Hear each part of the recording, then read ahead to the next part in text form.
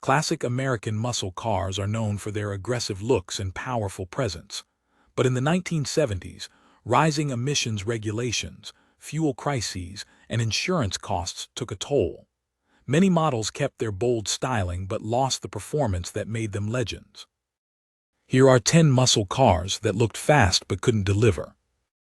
1973 Ford Mustang Mach 1. The first-generation Ford Mustang had a glorious run from 1964 to 1973, evolving from a lightweight pony car into a bulky cruiser by the end of its life. The 1973 Mach 1 still had the muscular, aggressive styling, wide stance, bold graphics, and optional Ram air hood. But under the hood, things had gone soft. Standard engine was a 5.8L, 351 cubic inch Cleveland V8, now detuned to just 157 horsepower. Even the optional high-output variant managed only 275 HP, a far cry from earlier Boss and Cobra Jet variants. The 0-60 mph time, a sluggish 10.2 seconds, with a quarter mile passing in around 17.5 seconds. It looked like a Predator, but it had the bite of a house cat. 1974 Dodge Challenger. By 1974, the first-generation Dodge Challenger was on its final legs, but it still looked mean. With its wide grille, long hood, and quad taillights, the car retained the intimidating presence it had at its 1970 debut. But under that aggressive exterior, performance had dropped dramatically. The base 318 cubic inch V8 made only 150 HP and 255 lb-ft of torque. Even with a manual transmission, it struggled to hit 60 mph in less than 8.8 seconds. The automatic version, an unenthusiastic 10.1 seconds. If you didn't look closely, you might confuse it for a fire-breathing RT, but it was all bark, no bite. 1972 Chevrolet Chevelle SS 454. The Chevelle SS 454 from 1970 was a monster, up to 450 horsepower, legendary torque, and mid-5 second 0-60 times. Fast forward to 1972, and the same nameplate had been hit hard by regulations and insurance pressure. Though it still carried the 454 big block, output was now down to 270 horsepower. Torque remained decent at 390 lb-ft, but the car could only manage 0-60 mph in 6.4 seconds with a quarter mile in the high 15-second range. The styling hadn't changed much. It still looked like a quarter-mile king, but in reality, it had been dethroned. 1974 Dodge Charger 440. The Dodge Charger was always a heavyweight contender in the muscle car game, and its styling in 1974 remained imposing, long, low, and wide, with hideaway headlights and muscular proportions. But under the hood, even the top-tier 440 V8 had lost its edge. Rated at 275 horsepower, the 440 had dropped over 100 HP compared to its earlier six-pack or HEMI counterparts. Though still capable of a 7.2-second 0-60 mph, it was a shadow of the high-octane monsters of 1970-71. Most buyers didn't get the high-output version, either, making this intimidating-looking car more show than go. 1972 Chevrolet Camaro SS 396. In 1970, the Camaro SS 396, technically 402 cubic inches, delivered a healthy 375 horsepower, making it a genuine muscle car force. But just 2 years later, the same car was neutered by emission standards.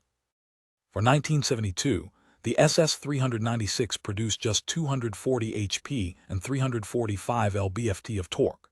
That meant 0-60 times of 6.8 seconds with a manual transmission and 15.3 seconds for the quarter mile. Still respectable numbers, but significantly off the pace compared to its earlier form. The Camaro still looked fierce, wide hips, deep grille, and rally stripes, but the muscle underneath had atrophied. 1972 Pontiac GTO 455. The GTO helped launch the muscle car era in the 60s, and by 1972, it was winding down. The 455 Ho version still offered 300 horsepower, but that was a noticeable drop from its 1970 predecessor. Worse, A visually identical non-Ho 455 was available, with just 250 horsepower. Detuned with lower compression, a milder camshaft and more restrictive exhaust, the non-Ho GTO went from 0-60 in 6.7 seconds, nearly a second slower than its older sibling. It still looked like a street fighter, but underneath it had been pacified. 1972 Ford Grand Torino Sport 429. Thanks to its appearance in Fast and Furious, the Grand Torino Sport gained a reputation as a bruiser. In 1972, the all-new fastback design looked sleek and ready for action, but even with the top-spec 429 V8, it was slow. Output had dropped to a paltry 208 horsepower, far from the glory days of the Boss 429. And to make matters worse, the only transmission available was a sluggish Cruise-O-Matic 3-speed auto. That meant 0-60 mph in 9.2 seconds, far from performance car territory. It looked like a weapon, but it was more of a showpiece. 1972 Oldsmobile 442 Rocket 350. The Oldsmobile 442 had style for days, bold grille, sculpted fenders, fastback roof. But by 1972, its performance was hit or miss. While the 455 Ho was still a strong performer with up to 300 HP, many buyers got the more affordable 350 V8 version.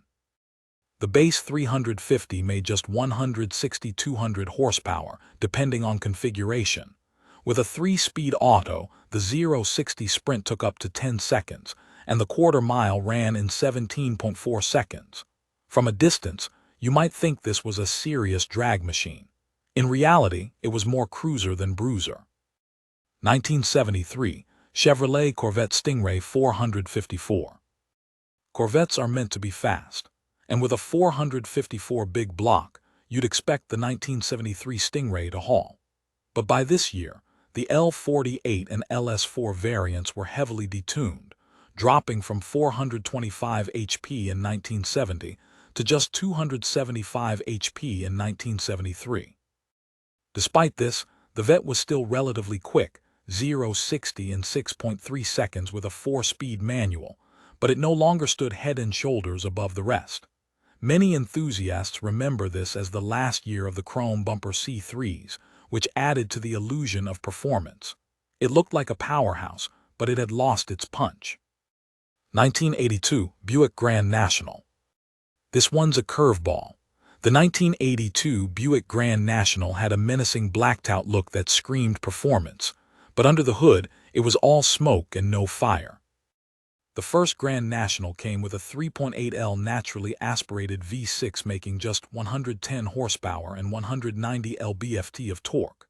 There was no turbo, no intercooler, and no V8. The result? A painful 0-60 mph time of 14.4 seconds. That's economy car territory.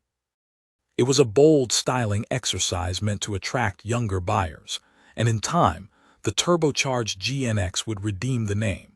But in 1982, the Grand National looked like a performance car and drove like a rental. These 10 cars looked like muscle, but their performance was, well, more mild than wild. Still, they hold a special place in car culture, as reminders of a time when muscle cars fought to survive, even if they lost a step in the process.